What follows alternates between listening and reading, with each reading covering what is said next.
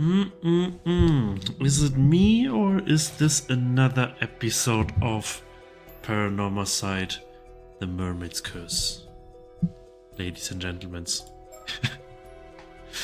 um, oh, I can zoom. I can like zoom in and out. Damn, and even the faces at the left, like they get. Damn, look at his nose. He's a very nice nose. Well, without further ado, we don't have many choices except doing this, and this is still incomplete. Okay, right now we have the status, current state, Kikoko has been subdued. I think this is the better choice since this is more difficult to achieve. Which is why I will do the other thing. I want to see the wrong thing first, which I believe.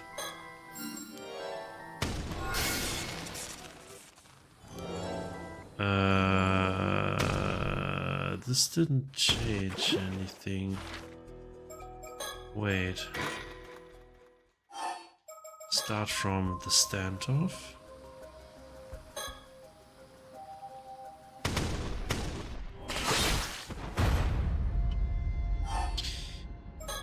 This is not good as well.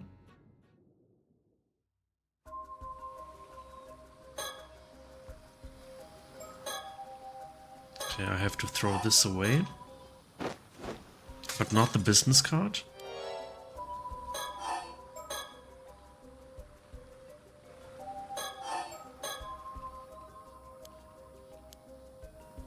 Okay, now I have to inspect the business card. But not throw it away.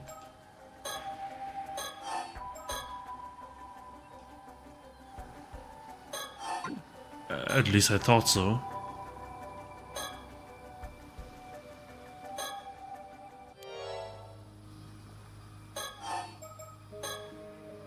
Ah, curse stone, okay.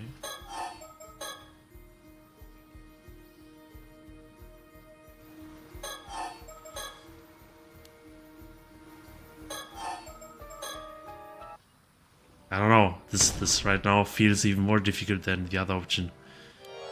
I think this is the more wrong option still. Yeah. Now we have to kill her by turning her into a fish. Use curse.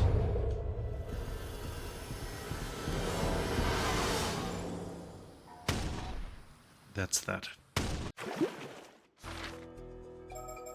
Now we have the status. Current state, Kikoko has been killed. Yeah. I don't know. This will probably affect some things. We had something similar in the first game as well. Kind of. Obsession from Yumiko Shiki, right when they encountered them. And like... Yumiko believes the key to dispelling the curse of the raging waves lies in the curse of the forsaken fish curse stone. She arrives in Kamishima to trace the steps of the two foreigners. Yeah, and they like they already knew that these two are like villains or do evil things, and now they pretty much saw that they kill, well, quote unquote, an innocent girl with the curse of the forsaken fish. Like, this is not looking good for them. August 7 afternoon, Kamishima Tori. Yeah, I wonder if they will get to an understanding or not. This is the first time that they probably meet up. Well, at least with Arnav, not with Sirs. They had an account already. Okay, I see. So you would be Mrs. Shiki. I always mispronounce Miss and Mrs. I think, but this is Mrs. right? I see. So you would be Mrs. Shiki. You say you're a member of the police department currently looking after Sirs. My apologies for all the trouble young Sirs caused you the other day. She's quite the mischievous little lady, I'm afraid. Oh, not at all. She certainly has some pluck for one so young. Took us quite by surprise, in fact. It would be Circe's guardian then?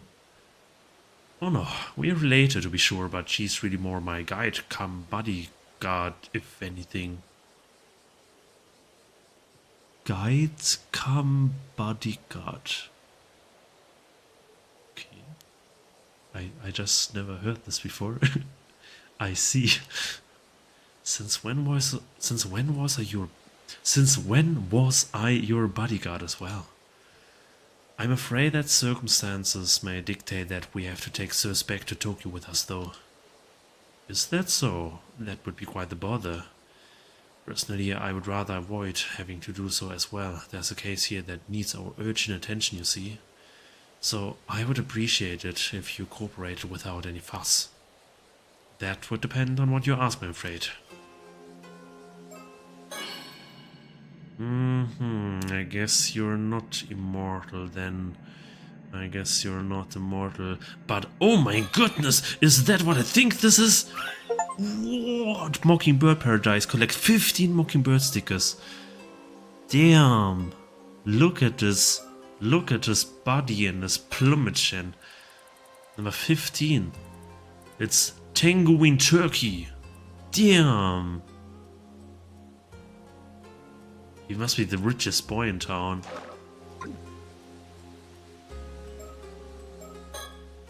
I'm glad we found these two so quickly. Having Soda track down their spiritual energy was the right call.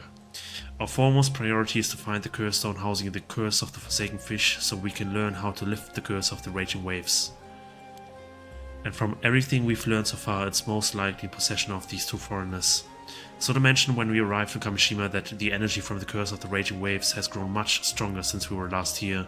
As such, everything else is on the back burner until we've dealt with it. We need to find out how to lift it as soon as possible. Yeah. We currently stand in front of the Tori at the top of the hill. The elevation gives us a beautiful view of both the town and the bay. People were starting to gather at the jetty, so we decided to move our conversation here. Okay.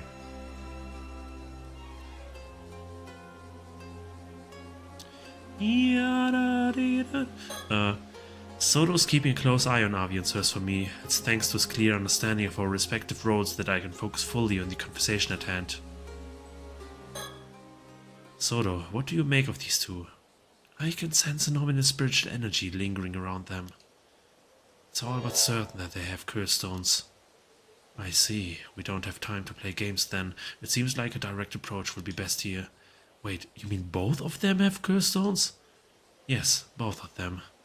The girl is managing to camouflage the energy from the one she has, but I managed to catch sight of it for a moment. So we're dealing with two curse stones, are we? The energy from the curse of the raging waves is currently permeating the island. It's so strong, I almost missed the energy from the curse stones. Interesting. So, yeah.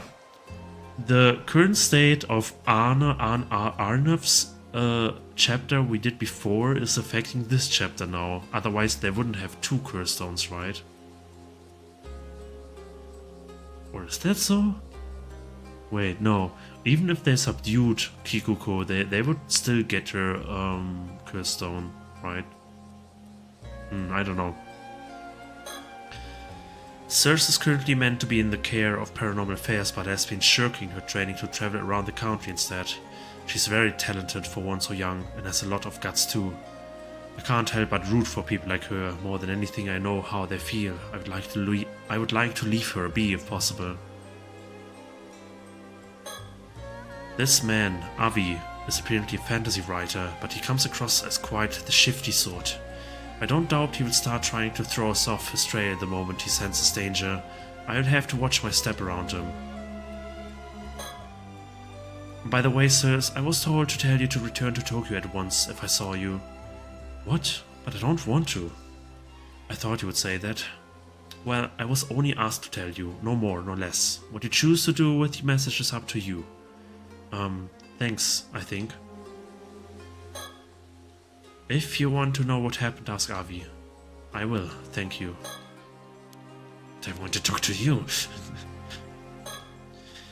What were you doing down at the jetty just now? Oh, so you didn't see anything that happened before that then? Would it be inconvenient for you if we had? Nonsense, my hands are as clean as my conscience. Not a spot inside, I assure you. Never mind that now. We don't have the time. There are several things we want to ask you. Oh, and what would those be? About Sumikawa. First, I think we should talk about the incident this morning.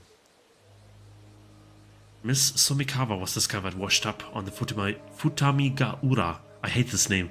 Futamigaura coast as a corpse, with half her body having been turned into a fish. Well, to think she would meet such a fate. I'm truly sorry to hear that. This wouldn't be you doing, would it? We have eyewitness reports that you were seen 2 days ago heading out to sea with Miss Sumikawa by boat. Ah, well, we did indeed head out into the bay for a little chat, but turning her into a fish, not in a million years. What did you discuss with Miss Sumikawa then? Why, what else? Mermaids, of course. Mermaids? Indeed, Sirs and I are here in Izushima on a grand adventure to find mermaids. We just happened to find out that Miss Sumikawa was a member of a clan with a strong relation to them. Of course she would catch our interest. I see, so you knew that Miss Sumikawa was a descendant of the sole survivor of Taishima. Oh, so you knew that too. I suppose I should expect nothing less of a member of the Paranormal Affairs Bureau. You wouldn't happen to know anything about the mermaids of Taishima as well, would you? Maybe I do, maybe I don't. Did you learn what you wanted from Miss Sumikawa then? Oh yes, we got quite a haul of lucrative information from her. The knowledge that one of the Taishima mermaids lived hidden in the depths of Ise Bay until a scant few months ago for one.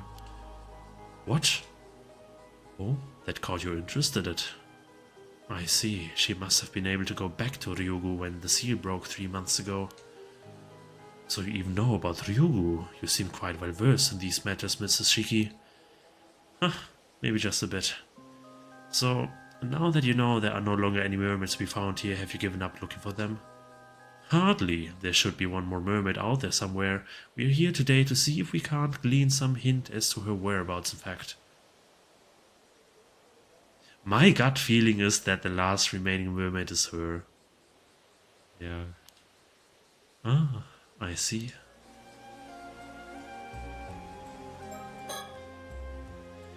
I never imagined that both of them would have curse stones.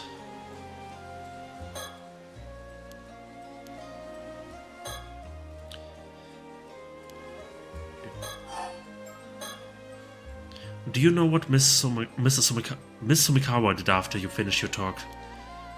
No, why would I? We parted ways immediately after we got back to shore. I haven't the foggiest what happened to her after that. Where did you learn that Miss Sumikawa had a link to mermaids? I'm very sorry, but it's against my policy to reveal the identity of my informants. Is that so? Do you know what Miss Sumikawa did after you finished your talk? No, why would I? We parted ways immediately after we... Okay. About curse stones. It's no use trying to play innocent. We know you have the curse stone housing the curse of the Forsaken Fish. What's that? A curse stone? I'm afraid I haven't the foggiest what you're on about. Avi, they already know. Just give up already.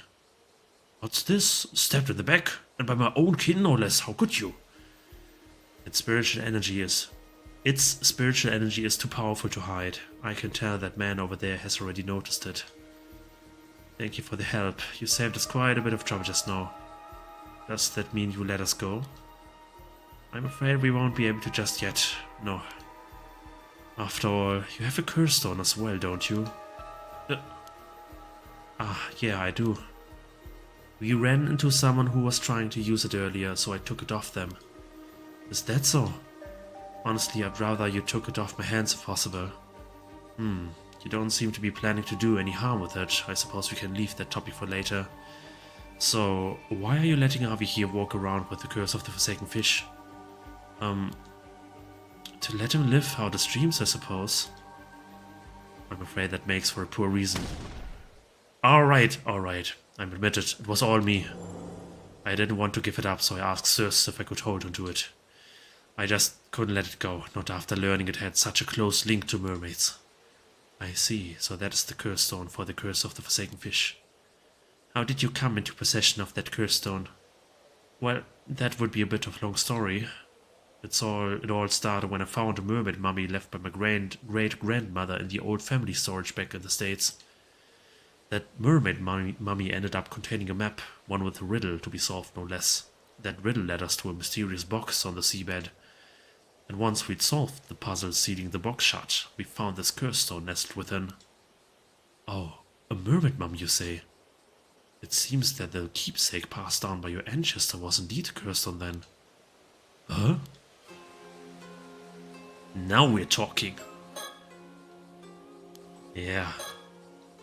Now, putting your return to Tokyo aside, the biggest issue at hand is whether or not you were complicit in his use of the curse stone.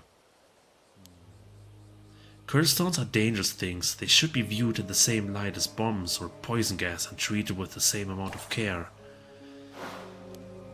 Allowing one to be used in your presence is also naturally forbidden. You are currently in the care of paranormal affairs. If you're found guilty of misconduct, you will be subject to punishment under our rules. That figures, yeah. I'm glad you understand. Either way, it's the higher-ups who will end up taking responsibility, so I'm happy to leave things there up to them. If you want to know what happened, ask Ravi. I will, thank you. So they found a map hidden within the mermaid mummy and followed it to find a strange box on the seabed. Even if the mermaid mummy had remained in my family's possession, we may not have managed to uncover all the secrets it hid. Perhaps it's for the best the map passed into their hands in the end. As much as I'm reluctant to admit it, you may be right. Although I get the feeling that Avi will let it go to his head, so perhaps we should keep this to ourselves.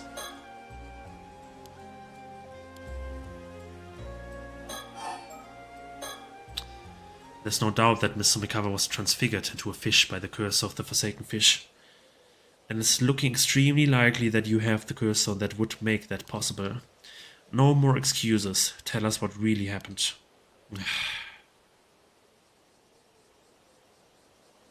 Alright, you've got me. I will talk, though don't blame me if the tale ends up being too incredible for your ears. I see. It would seem Miss Sumikawa had quite the twisted obsession with mermaids. And you sought to grant her wish by using the curse of the Forsaken Fish, is that right? Correct. I know exactly how it feels, you see. The burning desire to see your dreams realized. And the overwhelming despair upon learning that they can never be. The desperate hope to see even the slightest part of your wish fulfilled at the end. Perhaps that's why I couldn't ignore her wish. The wish to meet her end at the hands of a mermaid's curse. Hearing Miss Sumikawa's fervent plea and seeing her cast herself into the water like that, I knew this was the ending she wanted for her tale, and so I decided to grant it, an elegy for a woman bound by her lineage and consumed by her obsession. I see, I understand where you're coming from, and I can't say I don't sympathize with your feelings on the matter. The fact that she entered the water of her own accord must also be taken into account. I imagine would have made rescuing her quite difficult. Oh, then you're willing to give me a pass, are you? I'm afraid that isn't my decision to make. Once we have finished our business on Kamishima, I imagine you will have to come along with us to the office back in Tokyo. I will do my best to see if some sort of arrangement can be reached, though. Oh, how kind of you. Good thing I thought to ask. Thank you for telling us what happened with Miss Sumikawa. As of now, I don't see any reason to doubt your version of events. My thanks. I leave the negotiation up to you then. By the by, I thought I heard you say something about the Omnyoji who sealed away this curse stone just now. Am I correct in thinking that they were the ancestor of this young man here? That's right. He was an Omnyoji by the name of Harukage Tsuchimikato. It's said that he hid a clue to the lifting of a certain curse within the mermaid mummy, hence our search for the object in question. I see. That mermaid mummy ended up crossing the Pacific, passing from hand to hand until it reached my great-grandmother. It's quite a miracle that this curse stone is here with us today. Almost romantic, don't you think?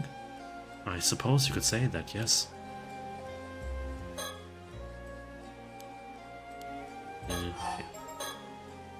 By the way, did you happen to... Ugh. English! By the way, did you happen to glimpse the resentful memories contained within that curse stone? I did, indeed. A veritable deluge of information, and 400-year-old information at that. Was the way to lift the curse of the raging waves included in that information? It certainly was. Ah, that's it. That's what we've been looking for. I see. So you're searching for the way to lift some curse or other, huh? That's the long and short of it. Will you let us have that curse stone of yours then? It's too dangerous to leave unaddressed as it is, so we can't leave it with you either way. But that just feels so unfair, you know? I was the one who found the map and solved the riddle, why the curse stone would still be at the bottom of the sea if it wasn't for me. Ugh. And it's hardly been cheap running back and forth like this. I don't know if I could just give you something so important for nothing in return. Ugh. Looking to take advantage of the situation, are we? Yikes. Ha! Judge me all you want. I'm at the end of my rope here too, you know. So, what is it you're after then? Money? Well, first of all, I would like you to turn a blind eye to the fact that I used the curse stone. And I would like you to spill the beans on any knowledge you have on mermaids as well. Turning a blind eye might be a bit much, I'm afraid, but I can promise there is an attempt to reach some sort of deal. In any case, we don't have time to mess around. I really would appreciate it if you cooperated without any further fuss. If you don't, we may end up having to get a bit rough. But didn't, like, Circe easily dealt with the sword on Yumiko? And they have 2 curse stones? I don't know who has the upper hand here. Oh, intimidation is it? But if you think your boorish threats scare me, think again. My trusty bodyguard here will... Sorry, but no, I don't feel well. And we're at a disadvantage here anyway. Oh, before it even began. What? Wise decision, young lady. So that's your game, is it? Abusing your authority to seize the property of a defenseless, powerless civilian? State violence, I say. You do have a curse stone, though. I doubt anyone would object to use of force against an opponent carrying a lethal weapon. What? Seriously? This is really the end of the line, then? Well, if it's really just information on mermaids you want, I'm not opposed to telling you that much. Only within the bounds of what I know, though. Would that be acceptable? What? You mean it? Really? Ha! Huzzah! No, that's an offer I can't refuse. Consider this deal done and dusted. Ma'am. It's best if we can get things settled without a fuss. Besides, I don't think it should be a problem now.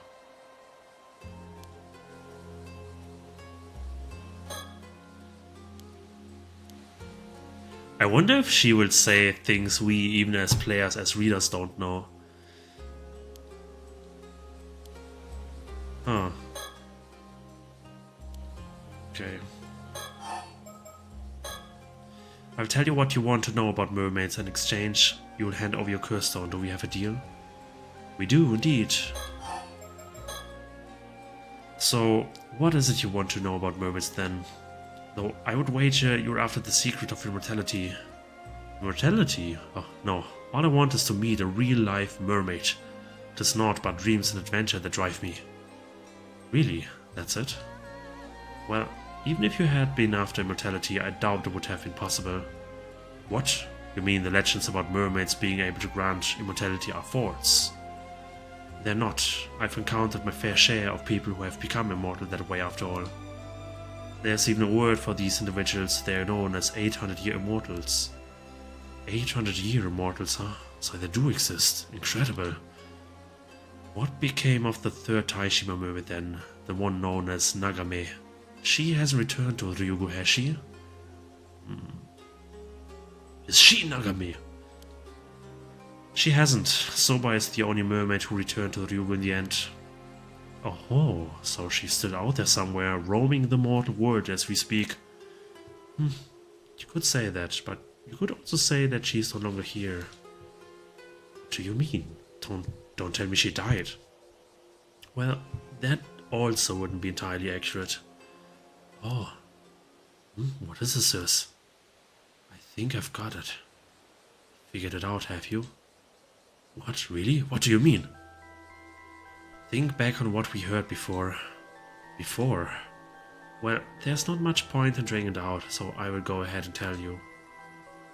The mermaid known as Nagame was sacrificed, was sealed underground, became human, was mummified. Korida! Nagame gave up her existence as a mermaid long ago. She no longer lives as a mermaid, but as a human. Ah, now that you mention it, that does sound familiar. You mean to tell me that story was true? Oh, you'd heard of these events before? I suppose Miss Sumikawa must have heard about it from Sobai. But could a mermaid really have become human? Mermaids are originally from another world, right? Normally it would be unthinkable, yes. But it seems a certain talented psychic managed to make the impossible happen at no small cost to himself, I might add. Wow, that's amazing. Can't say I understand why she would do such a thing, though. Why not remain a mermaid? It seems like a bit of a waste to me. Well, Nagame was a bit different from the other two mermaids, you see. They were serious and dutiful, but Nagame was strongly drawn to the mortal world and to the humans who live in it. I suppose you could say that she was the opposite of Miss Sumikawa in a way. You don't say. More than anything, it seems she was particularly drawn to the idea of becoming human, finding the person of her dreams and marrying them, of getting to be their bride. That's a pretty cute dream to have. I guess not all mermaids are the same, huh? Indeed, to think that mermaids could harbor the same hopes and dreams as humans do, I must say she sounds quite relatable. Perhaps, I imagine she was viewed as quite the odd soul among her own kind though. Then, a few decades ago, Nagami happened to meet a certain psychic. The two soon fell in love. And Nagame, who wanted more than anything else to become that man's wife, asked him if there was any way she could become human. The psychic searched far and wide for a way to grant her wish, and after decades of toil, he found a secret art that would allow her to do so. Oh, such unconditional love, such ardent devotion, a mermaid who wished to become human to be with that love of her life. Why, it's like the tale of the Little Mermaid reborn in the modern era. Truly a story to grip the heart. How could I not root for them with everything I have? Are you sure? That would mean we don't have a mermaid to look for anymore, you know. No matter, if it was for the sake of such inspiring passion, then I care not a whit. So, Nagame became human in the end, yes? And the two of them lived happily ever after? I refuse to accept any other conclusion. Well, that's more or less what happened, so I can say with certainty that Nagame the mermaid no longer exists. I see, so she's still alive out there, as a human. What a beautiful tale. Why, I wish I could meet her solely to offer my most heartfelt congratulations. I think wedding gifts are in order. Avi seems to be enjoying himself, but this means there's no chance of us meeting a mermaid anymore, right? Ah, now that you mention it, that is a problem. I thought so. A question, Mrs. Shiki. I don't suppose there would be a way for us to go to Ryugu and meet a mermaid there, would there? I'm afraid not. It's impossible for a flesh and blood human to cross over through the internal world. Indeed, you'd have to be dead to have any chance of getting there. Ah, just as I feared, there's little point in getting there without a life to save it. Although, does that mean there's the chance that Miss Sumikawa was able to make it to Ryugu in the end? That I don't know. Not everyone ends up in Ryugu after death, after all. I see. I suppose we'll just have to hope that she was able to meet the mermaids she so admired in the afterlife. That would be all I can tell you there. Are you willing to give us your curse now?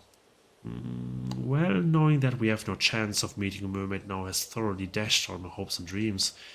But you did share with us a most charming tale of mermaid love and longing, so I suppose I can't complain. Here, the curse stone. Thank you. Sodo, could you take a look at it for me? Very well.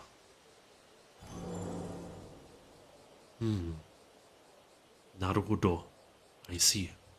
If you don't mind, there are a few details I'd like to confirm with you before continuing, Avi. Very well, go ahead and ask anything you like. I will even give you the map we used. It originally belonged to you and yours, after all. Thank you, in that case. I see. I think I know how to lift the curse of the raging waves now. Finally, it certainly has been a long road to get here. Why is he blushed? Phew, we finally gotten hold of the Forsaken Fish Curse Stone. We can focus on the main issue at hand.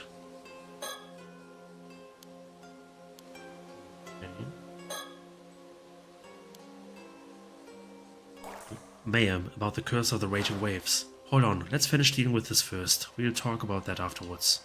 Understood. About mermaids. Still, you certainly are knowledgeable about mermaids. Where on earth did you get all this information from? Well, let's just say I have my sources. I suppose we can put this down to the vast knowledge of the Paranormal Affairs Bureau as well, huh? Ah, he hasn't realized yet. What do you mean? It's nothing, don't worry about it. Even we have realized, Avi. How are you so dull? Yumiko Shiki. Female Itensai Shiki's wife, Paranormal Affairs employee, age secret. Yeah, because she's immortal. Now we have a very long profile. Interesting. Out of the 5 current, a woman who balances her work as a housewife with her position as a full-time employee of the Paranormal Affairs Bureau, a secret department within the Tokyo Metropolitan Police. Although the very image of a refined lady appearance, she has a surprisingly free-spirited personality and tends to find anything she has no interest in to bother some to take seriously. Things that do catch her attention, on the other hand, often command all of it, and she will actively involve herself in looking into them. She utterly adores her husband, swooning in admiration whenever the topic turns to him, and she is also viewed with affection by co-workers who call her Mayhem. Out of the 5 current full-time members of the Paranormal Affairs Bureau, Yumiko alone lacks any particular metaphysical abilities despite possessing a meager degree of spirit sense. Even so, she was chosen to be part of the Bureau's elite unit for very particular reasons known only to a handful of people close to her. There was once one other member of the Bureau who had no paranormal powers to speak of, veteran police detective Setsu Tsutsumi. The two occasionally worked on investigations together. When dispatched on assignments now, she always pairs up with freelance psychic detective Sodo Kiryu, leading all paranormal-related procedures and often her much-despised paperwork to him. Yumiko's husband is also a psychic by the name of Itensai Shiki, and Sodo is his cherished prodigy. Now this is the new stuff. Yumiko was formerly a mermaid by the name of Nagame. Okay, now we have the confirmation. Unlike her more serious compatriots Hayase and Sobai, Nagame was free-spirited by nature and held a keen interest in both humans and the mortal world. She was even known to break the rules to sneak out and observe human society, something which often put her at odds with the other 2 mermaids and led to her being viewed as something of a maverick. When the entrance to Ryugu was sealed 400 years ago to suppress the curse of the raging waves, rendering the remaining mermaids unable to return home, Sobae was overcome by grief, however. Nagame was thrilled and seized the opportunity to travel the world at her leisure, which deepened the rift between her and Sobae. For the next 350 years, Nagame bore witness to the lives of countless humans around the globe, from every culture and era, and her yearning for life and human society continued to grow. She was particularly enamored by the concepts of marriage and becoming a bride, finding the idea of pledging one's life to someone and living hand in hand with them from then on enthralling. It was this she found herself longing for above all else. About 50 years ago, Nagame met a certain talented psychic in Japan. The two quickly fell in love, and Nagame, who by that point had begun to earnestly wish that she could give up being a mermaid and live among humans in the mortal world, asked him whether there was any way she could become human.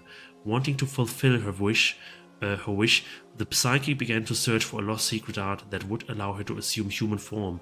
The two overcame countless hardships together in their quest for the art, and after decades of searching, they not only found it but finally succeeded in perfecting it. However, the secret art that would grant Nagami her wish demanded a heavy price for a mermaid, a being who lacked mortal form in the material world. To gain a human body, the caster's own body would have to be sacrificed. Using this art would render them unable to live side by side as humans as they had so longed to do. The two agonized over their decision. Despite their decades-long search, the different worlds in which they lived continued to keep them apart. As a mermaid, Nagami could neither join him on land nor appear before others. The life together they yearned for remained a distant dream.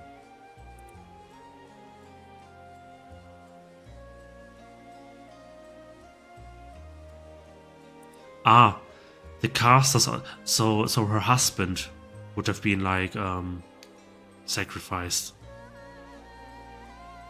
And then the caster couldn't live as human anymore. While Yumiko would become human, like they kind of reverse the roles, kind of. In the end, the two chose to use the secret art so they could be together in the mortal world. Even when Nagami learned that the psychic Iten Saishiki only appeared young due to his supernatural abilities, having been born in the Edo period and already over 100 years old by the time she loved him no less. Huh? Or does this... I don't really understand. Okay.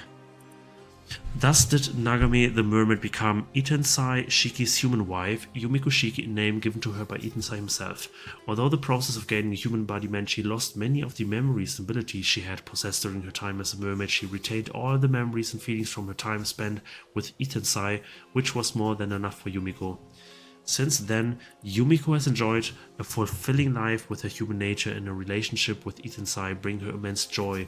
Because of this, she is insistent that her primary identity be that of a housewife, to the extent that she always chooses clothing that will allow her to return to tackling housework at a moment's notice. However, the human body she has gained still differs from those of regular humans.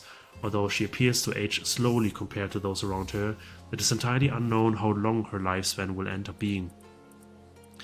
Following her rebirth as a human, Yumiko decided to pay a visit to Sobai in the depths of Ise Bay to explain her decision and introduce her partner. Abandoning her form as a mermaid to become human was a grave violation of the rules they were bound to, and she expected Sobai to receive the news with utter contempt, if not sever her ties with Yumiko completely, but her expectations were pleasantly subverted. Sobai herself had since forged her own deep bond of love and trust with Marumi Naguchi, one that similarly transcended their respective species, and understood her feelings, thanking her for introducing Itensai to her. However, Sobai would never show herself to Yumiko again after that. After many twists and turns in the quest for happiness, the spirit of Itensai Shiki, who sacrificed his body so that Yumiko could live as a human, has come to dwell in the body of a small dog. What? And he continues to enjoy retirement and a quiet life at Yumiko's side in his home in Tokyo to this day. I don't understand it. Even before his retirement, and despite his current form, he remained an active force in the industry, having devoted his time to such things as taking Soto Kiryu on as his protege after discovering this potential, assisting with management of the Paranormal Affairs Bureau for old time's sake, and sending Yumiko, who knew of the Bureau and the work it did, to help out as one of its members. Man, the Paranormal Affairs Bureau must be full of lunatics. Like, the mystery around revolving around them is even greater than the mysteries in the first two games. I don't know. Kikuko Tsutsui. Female Amadiva, 28 years old, a woman born and raised in Kamishima, unmarried. She is known for her friendly, sociable nature and almost sisterly tendency to look after others, both of which make her a familiar face to many on the island. Ever since her school days, Kikuko harbored a strong desire to leave Kamishima and make a life for herself elsewhere. While most of her classmates began working as Amadivas following graduation from middle school, she decided to enroll in a boarding school as a first step towards fulfilling this goal, going on to graduate from a junior college in Aichi Prefecture and then finding a job in general administration at a company in Ise City.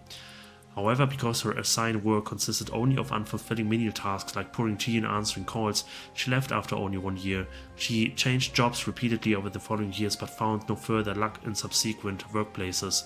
Eventually, recognizing that success as an armor diver is determined solely by the extent of one's physical prowess and ingenuity, she came to find the idea of such work appealing and moved back to Kamishima 4 years ago.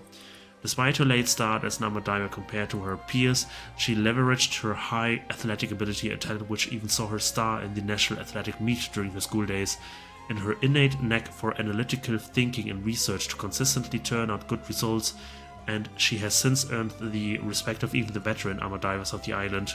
Her estimated diver rank is 41. Kikuko has had scant luck with men, having been introduced to several potential partners only to be turned down by all of them. Her parents, anxious for her future, worry that the large birthmark on her face is to blame, but Kikuko herself remains unfazed, citing her lack of interest in marriage as the primary cause, something which has caused them no end of concern.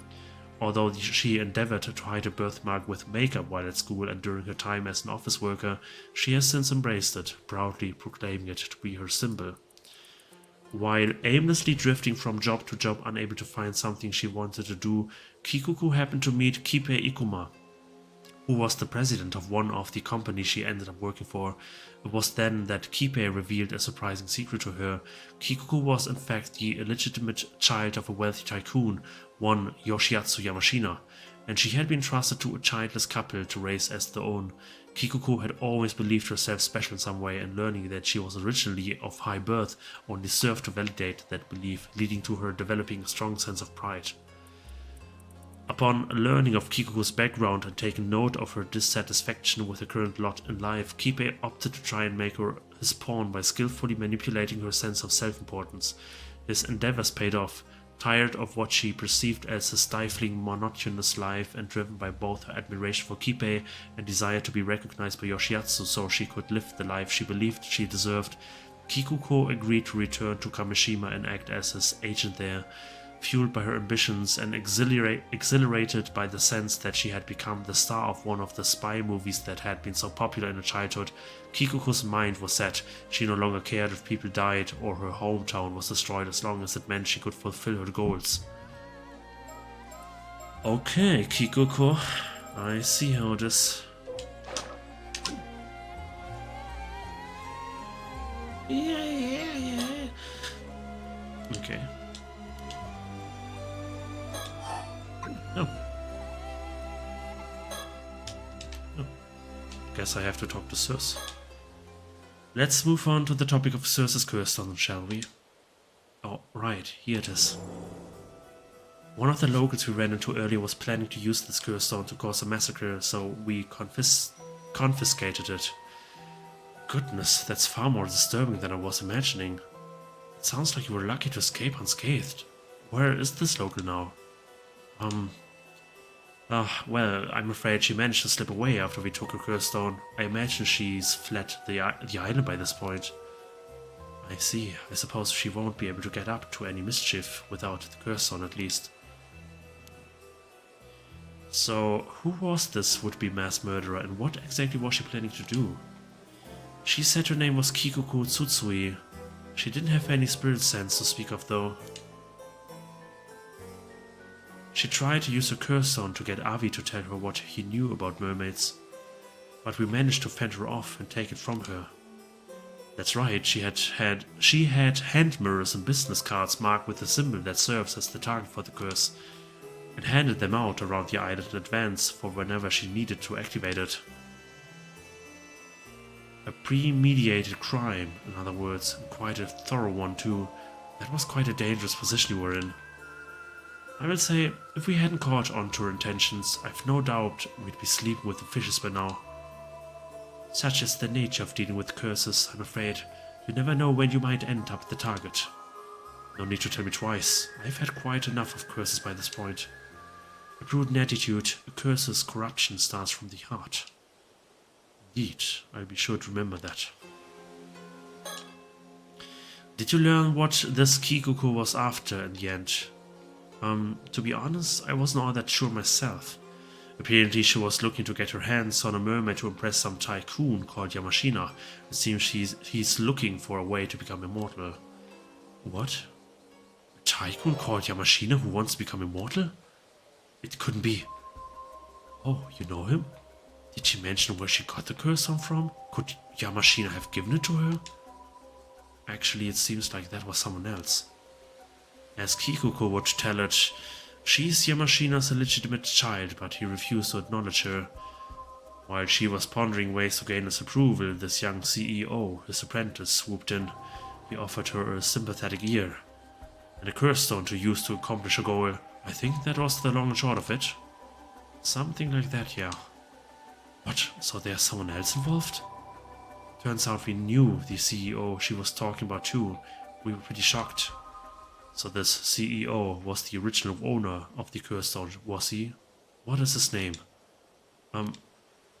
He's a young man named Ikipe Ikuma, although I dare say young isn't the first word that would come to mind when looking at him. What? Ikipe Ikuma, it can't be. Huh, you know him too? No, perhaps they simply share a name. The Ikipe Ikuma we know should have died 6 years ago.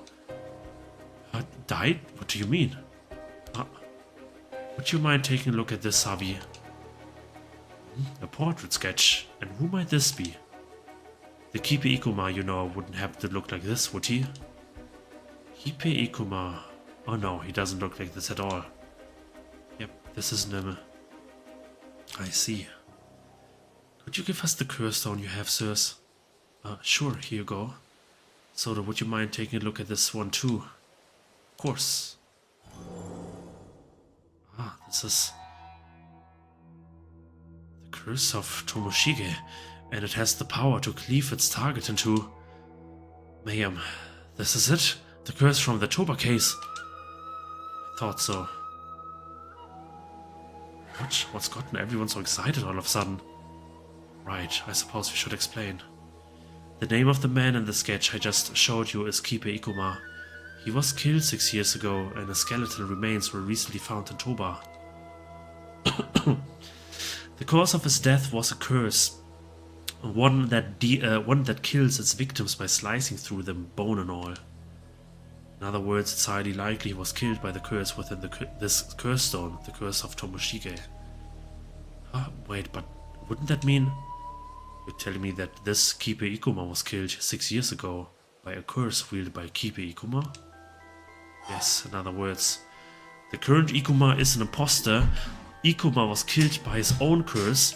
The past Ikuma traveled through time. The Ikipe Ikuma, you know, the company president, is a different man. He used his curse to kill the real one 6 years ago and assumed his identity. Were you telling me he isn't the real Ikuma? I see, so that's how it is. In that case, just who is the man calling himself Ikipe Ikuma now? I can't say, but it seems like he's quite a dangerous fellow. Good thing we managed to take his curse stone, I would say. Yeah, at the very least, we shouldn't have to worry about him using his curse anymore. By the way, I believe you said that this Ikuma is Yoshiatsu Yamashina's apprentice. If that's the case, and Yamashina had someone working for him who had a curse stone, could Yamashina have been pulling the strings from behind the scenes? It's possible. We should get in touch with Detective Hide and see if we can't take Yamashina in for questioning. With any luck, he'll be able to detain Ikuma as well. Something wrong? We kind of already told Ikuma about the Forsaken Fish Curse Stone. He did help us out earlier after all, it only felt fair. I suppose we can assume that information has reached Yamashina as well then. Oh, right. He also asked us to look for a bronze mirror that's used to lift the curse of the raging waves. The still-tide mirror, I think. The still-tide mirror, huh? Just what could he be planning? Either way, it seems we'll have to keep an eye out for any movement on this end.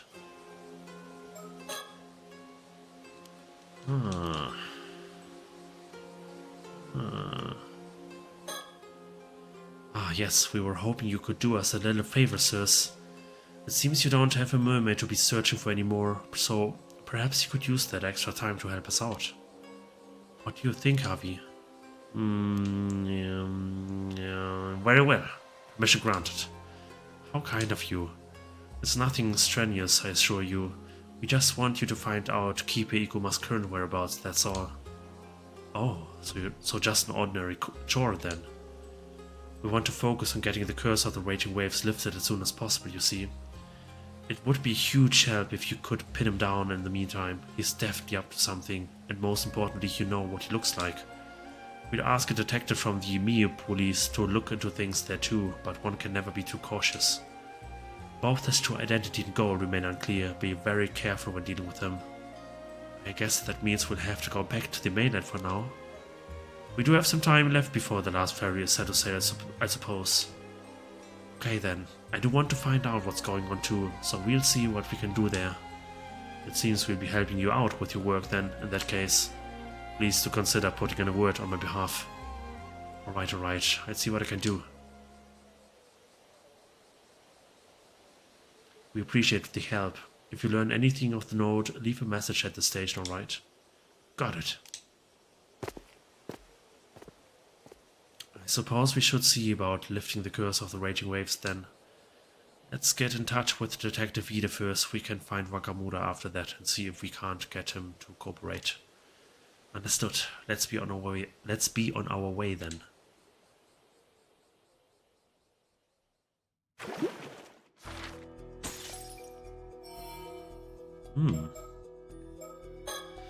Obsession, August 7, 1908X afternoon. Yumiko and her partner negotiate with Abi and retrieve the Forsaken Fish and Tomoshiki Curse Stones. During their conversation, they begin to get suspicious about Kibe Ikuma and Yoshiatsu Yamashina's secret movements.